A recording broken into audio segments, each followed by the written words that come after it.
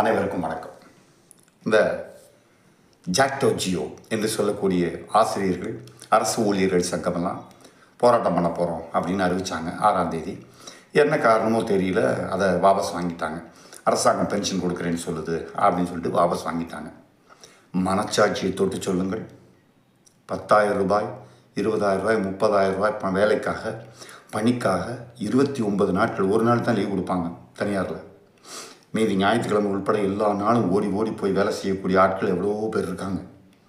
ஆனால் உங்களுக்கு 1,00,000 ரூபாய்க்கு மேலே சம்பளம், கிட்டத்தட்ட மாதத்தில் 8 நாட்கள் விடுமுறை, அதுபோக பொங்கல் விடுமுறை, தீபாவளி விடுமுறை, கிறிஸ்மஸ் விடுமுறை, புத்தாண்டு விடுமுறை, காலாண்டு விடுமுறை, அரையாண்டு விடுமுறை, முழு ஆண்டு விடுமுறை என்று விடுமுறை மட்டுமே அதிகமாக கிட்டத்தட்ட 150 நாட்கள் கிடைக்குது. இதுபோக நீங்கள் கேஷுவல் லீவ் எடுத்துக்கலாம், மெடிக்கல் லீவ் தனியாக எடுத்துக்கலாம். இவ்வளவும் செய்து உங்களுக்கு கிட்டத்தட்ட ஒரு நாள் ஒன்றுக்கு குறைந்தது 5,000 ரூபாய் சம்பளம் கிடைக்கிறது. ஒரு வாரமே உழைத்தாலும் அவ்வளோ பெரிய தொகை தமிழ்நாட்டில், இந்தியாவில் யாருக்கும் கிடையாது. சாதாரண ஊழியர்களுக்கு, அவர்களும் படித்தவர்கள் எத்தனையோ பேர் இருக்கிறார்கள். அதனால் இந்த ஜாக்டோ ஜியோ மனசாட்சியை தொட்டு சொல்லுங்கள்.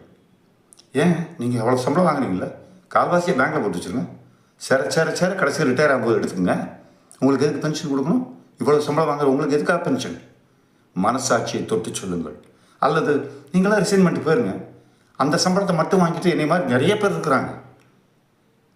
மிக வித்தியாசமாக பாடம் எடுத்து நடத்தக்கூடிய ஆசிரியர்கள் நிறைய பேர் இருக்கிறோம். நாங்கள் வந்துடுறோம், நீங்கள் தயவுசெய்து வெளியே போயிருங்க. சந்திப்போமா? மீண்டும் சந்திப்போம், சிந்திப்போம்.